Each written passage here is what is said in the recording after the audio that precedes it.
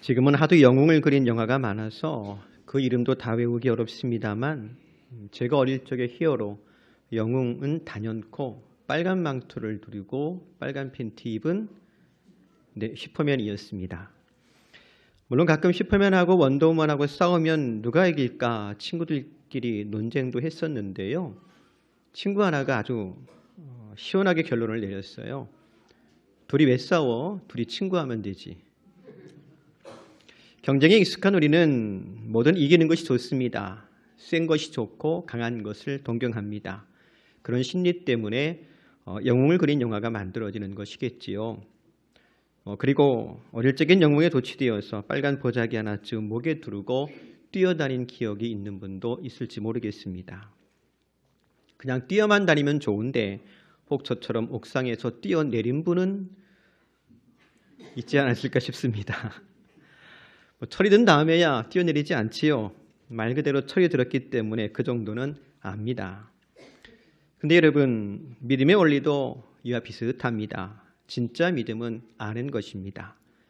예를 들어 지붕에서 뛰어내리면 다리가 부러진다는 것을 알기 때문에 감히 지붕에서 뛰어내리지 않지요. 비록 빨간 망토를 들었다 치더라도 말입니다. 마치 그처럼 진짜 믿음은 내가 죄인인 것도 알고 그런 죄인된 내가 하나님의 은혜 가운데 그리스도 예수로 말미암아 대속의 은총을 입어 하나님 자녀가 되었다라고 하는 것도 압니다. 그것이 믿음입니다. 그래서 요한복음 17장 3절에 보면 주님께서 이렇게 이르시지요. 영생은 곧 유일하신 참 하나님과 그가 보내신 자 예수 그리스도를 아는 것이다. 그렇지요? 더 나아가 진짜 믿음은 나를 그리스도의 몸된 교회가 되게 하시고 그리스도의 손과 발이 되게 하신 그 하나님의 뜻을 알고 행하는 것입니다. 저와 여러분이 진짜 믿음의 사람으로 살아가기를 주의 이름으로 축복합니다. 우리말에 이런 말이 있지요. 원수는 어디서 만난대요? 네, 종종 우리는 피하고 싶지만 피할 수 없는 만남도 있습니다. 그럴 때는 어떻게 하면 좋을까요? 오늘 우리가 읽은 본문에 보면 사울과 다윗이 만납니다. 비록 거리를 좀 멀리 두고 마주대하고 있지만 사울은 사울 나름대로 다윗을 만나고 싶어서 3,000명이나 되는 정예병을 동원하여서 다윗을 찾았더랍니다. 다윗은 그런 사울을 피해서 다윗의 표현을 좀 빌리자면 벼룩처럼 이리 뛰고 저리 뛰어다니면서 몸을 숨겼습니다만 결국에는 이렇게 다시 만나게 되었습니다. 그 만남의 사건을 저와 여러분이 함께 읽었는데요. 사울은 왜 그토록 다윗을 만나고 싶어 했지요? 다른 이유가 아니고 다윗을 죽이고 싶을 정도로 미워했기 때문에 그렇습니다. 그리고 사울이 다윗을 미워하는 것만큼 다윗에게 집착하고 있는 것을 보게 됩니다. 우리가 다 읽지 않았지만 24장 2절 말씀 보니까 이렇게 기록해요. 사울이 온 이스라엘에서 택한 사람 3,000명을 거느리고 다윗과 그의 사람들을 찾으러 들염소 바위로 갈새. 여기 온 이스라엘에서 택한 사람 3,000명이라고 적고 있는데요. 이 사람들이 어떤 사람이었을까요? 성경에 보면 사울의 수하에 3,000명의 군사들이 있었다라고 소개하고 있는 것을 자주 볼 수가 있습니다. 이 3,000명은 소위 말하는 상비군입니다. 항상 전쟁을 위해서 준비된 군인들입니다. 고대에 왕정 국가를 이루기 위해서 꼭 필요한 세 가지 조건이 있었는데 그 가운데 하나가 바로 무엇이냐면 이 상비군 제도입니다. 언제든 즉시 전투에 투입할 수 있는 군대가 있어야 외적의 침입도 막고 왕권을 유지할 수가 있는 겁니다. 그런데 그렇게 상비군을 유지하려면 뭐가 필요하겠어요? 그 군대를 먹이고 입히고 훈련시키려면 뭐가 들어가요? 돈이 들어가죠. 그 돈을 어디서 마련할까요? 네, 백성들의 세금으로 걷습니다. 그래서 왕정을 유지하려면 세금을 걷는 조세제도를 갖춰야만 합니다. 또 그렇게 백성들에게 세금을 걷고 군대를 유지시키면서까지 지키고 싶은 것이 있다면 그것이 무엇일까? 다른 것 아니지요. 국가 권력 지키고 싶은 겁니다. 즉 왕권을 지키고 싶은 거예요. 그리고 그 왕권이 내 것이라고 하는 것을 가장 확실하게 보여주는 방법이 있다면 그게 뭘까? 내 거니까 남에게 줄 수 없지요. 누구한테 줘야 되겠어요? 내 아들한테 줘야 되는 거예요. 왕위를 아들에게 물려줄 수 있으면 그제야 비로소 완벽한 왕정제도, 소위 말하는 왕조가 확립이 되는 겁니다. 보세요. 사울에게 지금 군사도 있습니다. 세금도 걷습니다. 그런데 생각하기에 아직까지 해보지 못한 것, 여전히 의심스럽고 불안한 것이 있습니다. 그것이 뭐예요? 네, 자기 왕위를 아들에게 물려줘야 되는데 그게 불안한 겁니다. 그리고 그 불안의 중심에 누가 있었더라고요? 다윗이 있었어요. 처음에는 무기 드는 소년이었는데 장군이 되더라고요. 이제는 사위도 되었습니다. 그런데도 여전히 다윗에 대한 의심을 지울 수가 없습니다. 그래서 마지막 다윗이 미워지기 시작해서 어느 날 사울은 다윗을 어떻게 하기로 결심했더랍니까? 다윗을 없애기로 결심했더랍니다. 그리고 3,000명이나 되는 군사를 동원해서 다윗을 쫓기 시작한 것입니다. 하지만 여기서 한번 생각해 보세요. 그렇게 사울이 군대를 동원하여서 다윗을 쫓으면 어떤 일이 벌어질까? 실제로 어떤 일이 벌어졌는가? 국력에 공백이 생기기 시작합니다. 블레셋이 쳐들어옵니다. 심지어 그 일날 사람들은 블레셋 사람들에게 타작마당을 탈취당하게 되었는데 급하게 파견할 군사가 없습니다. 왜요? 그 군대가 엉뚱한 일을 하고 있는 거예요. 비록 3,000명이나 되는 군대를 유지하고 있지만 사실 생각해보면 한정된 자원이잖아요. 그 한정된 자원을 가지고 사울은 다윗 쫓는 일에만 사용하고 있었던 것입니다. 14절에 보면 다윗이 사울에게 이런 말을 합니다. 이스라엘 왕이 누구를 따라 나왔으며 누구의 뒤를 쫓나이까? 죽은 개나 벼룩을 쫓음이니이다. 근데 이 말을요, 좀 아주 쉽게 표현하면 이렇게 표현할 수가 있을 것 같아요. 임금님, 힘은 그렇게 쓰는 게 아닙니다. 그 얘기하고 있는 거죠. 힘은 그렇게 쓰는 게 아니에요. 오늘을 살아가는 우리도 마찬가지입니다. 여러분, 힘을 어떻게, 어디에 쓰고 있습니까? 태어날 때 가지고 나온 것 아무것도 없는데 살다 보니까 이것도 생기고 저것도 생겼지요. 더 정확히 이야기하자면 하나님께서 이것도 맡겨주시고 저것도 맡겨주셨습니다. 내 것이 아니고 누구 거더라고요. 하나님 것인데 내 것이라면 내가 가져가겠지요. 근데 가져갈 수 없는 건 너무나 잘 알고 있지 않습니까? 혹 내 것이니까 아들, 딸들에게 물려준다고요? 천만에요. 우리가 자녀에게 물려줄 수 있는 것은 믿음 말고는 아무것도 없습니다.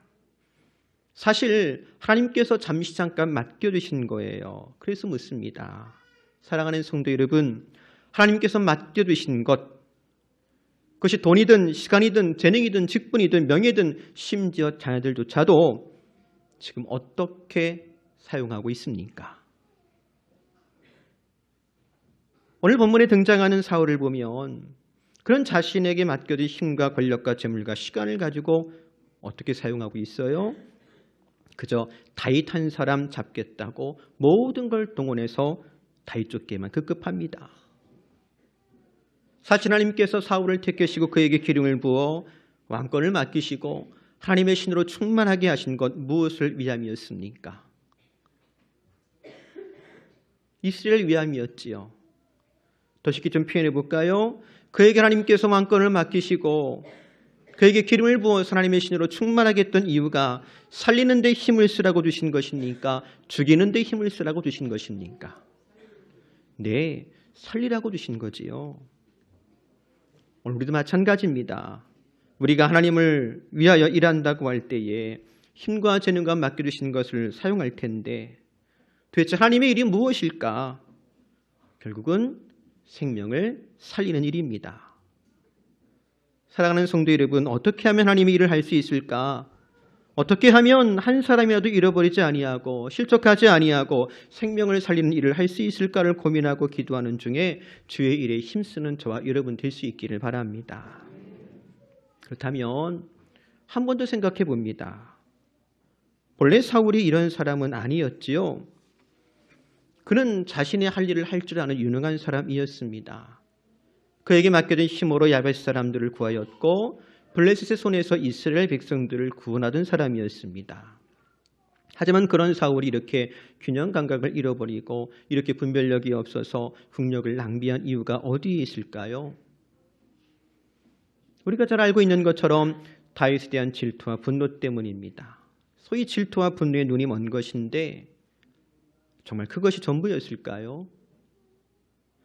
맨 처음으로 돌아가 보기 바랍니다. 사울이 다윗을 의심하게 된 계기가 된 사건이 있어요. 다윗 전쟁에서 승리하고 돌아올 때 다윗을 맞이하는 백성들, 특별히 여인들이 노래합니다. 사울이 죽인 자는 천천히요, 다윗은 만만히로다. 이 노래를 들을 때에 사울의 반응을 이렇게 기록합니다. 사무엘상 18장 8절인데요. 현대어 성경입니다. 사울은 이 노래를 듣고 대단히 불쾌하여 혼잣말로 총을 걸었다. 이 불쾌했다는 건 무슨 뜻이겠어요? 기분 나쁜 거예요. 도대체 이것이 어찌된 셈인가? 저들이 다윗에게는 수만을 돌리고 나에게는 수천을 돌리다니 다음번에는 저들이 다윗을 자기들의 왕으로 세우겠구나. 그리고 사울이 걱정하기 시작합니다. 이 왕 자리 내 건데 이거 빼앗기면 어떡하나, 잃어버리면 어떡하나. 그 걱정은 곧 다윗에 대한 무엇을 변했을까요? 두려움으로까지 변한 걸 볼 수 있어요. 다시 말하면 오늘 우리가 만나는 분별력을 잃고 균형을 잃은 사울의 마음 가장 밑바닥에 뭐가 있느냐? 내 것을 빼앗길 수도 있다라고 하는 두려움이 있었습니다. 그 두려움이 온통 다윗에게 투사가 된 거예요. 사실 다윗은 사울하고 비교한다면 두려워할 만한 존재가 아니지요. 근데 사울이 다윗을 두려워하는 거예요. 보세요. 다윗의 표현처럼 다윗은요, 그저 죽은 개와 같고 벼룩 같은 존재인데 그런 다윗을 잡겠다고 사울이 정예병 3,000명이나 이끌고 나타납니다. 다윗 한 사람 잡기는 너무 과분한 군사 아니에요?